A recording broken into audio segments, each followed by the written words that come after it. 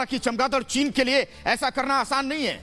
पिछले हफ्ते भी चीन के कई जहाज इस द्वीप के नजदीक गए थे, जिसके बाद दोनों देशों के बीच युद्ध की आशंका थी। जापान और अमेरिका में 1951 में सैन फ्रांसिस्को संधि है, जिसके तहत जापान की रक्षा की जिम्मेदारी अमेरिका की है। इस संधि में यह बात लिखी है कि जापान पर हमला अमेरिका पर हमला माना जाएगा, और इस कारण अगर चीन कभी भी जापान पर हमला करता है तो अमेरिका को बीच में आना पड़ेगा। और अगर जापान के साथ अमेरिका ने मिलकर चीन पर हमला कर दिया तो तीसरा विश्व युद्ध शुरू हो जाएगा। रक्षा के जानकार यह भी कहते हैं कि चीन अपने पड़ोसी देशों पर दबाव बनाकर अपना दायरा बढ़ाना चाहता है। वो जमीनी दायरा बढ़ाकर नक्शा बदलना चाहता है, और चीन ये सब ग्लोबल पावर बनने के लिए कर रहा है। लेकिन मैं कहता हूं कि चमगादड़ चीन जब लद्दाख से निकल पाएगा तभी तो विश्व शक्ति बनने का सपना देख पाएगा। लद्दाख में आने की गलती अब चमगादड़ चीन पर भारी पड़ रही है। विश्वासघाती चीन से चौकन्ना रहने की तो जरूरत है, क्योंकि चीन भारत से धोखा कई बार कर चुका है, इसलिए दोबारा उस पर भरोसा नहीं किया जा सकता। वो कहते ना, मुख में राम बगल में छुरी।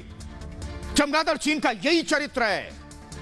जब भारत चीन को ठिकाने लगाने की कोशिश करता है तो वो शांति की बात करता है, लेकिन मौका मिलते ही विश्वासघात कर बैठता है। और इसमें कोई शक नहीं कि एशिया में चीन बड़ी ताकत है, आर्थिक ताकत। ऐसे में चीन से मुकाबला करने के लिए भारत और अमेरिका को एक साथ रणनीति बनानी होगी। वहीं लद्दाख में भारत चीन सीमा के पास चीनी वायुसेना में हलचल देखने को मिल रही है।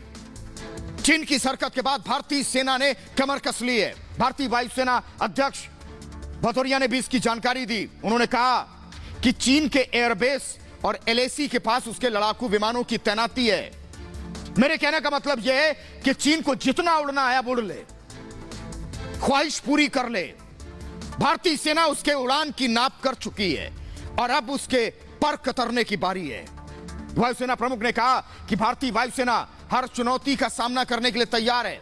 हालांकि एलएसी पर शांतिपूर्ण ढंग से मामले को सुलझाने की कोशिशें हो रही हैं, लेकिन चीन सारी हदों को पार कर चुका है। शांति का रास्ता खत्म हो चुका है एक तरह से, और इसके लिए चीन ही जिम्मेदार है। गलवान घाटी में हुई हिंसक झड़प में हमारे 20 जवान शहीद हुए थे, लेकिन गलवान में सैनिकों की शहादत को हम किसी भी सूरत में व्यर्थ नहीं जाने देंगे। और इस बात को लेकर पीएम मोदी और वायुसेना प्रमुख भदौरिया भी कह चुके हैं। और मैं आपको बता दूं कि चीन की हर हरकत पर इस वक्त सेना की नजर है, और यही वजह कि लद्दाख में चमगादड़ भूखों मर रहा है। मैंने पहले बताया था कि चीन के सैनिक आ तो गए इतनी दूर, लेकिन भूखमरी के शिकार हैं। जिनपिंग उन्हें पेट भर खाना भी नहीं दे पाते। अब भारतीय सेना की किलेबंदी से चीन के सैनिक भूखे प्यासे मर रहे हैं। लेकिन हम पहले साफ कर चुके हैं कि चीन से बातचीत तभी होगी जब वो हमारी शर्तों को मानेगा। भारत एलएसी पर अपना निर्माण कार्य जारी रखेगा और भारतीय सेना एक इंच भी पीछे नहीं हटेगी।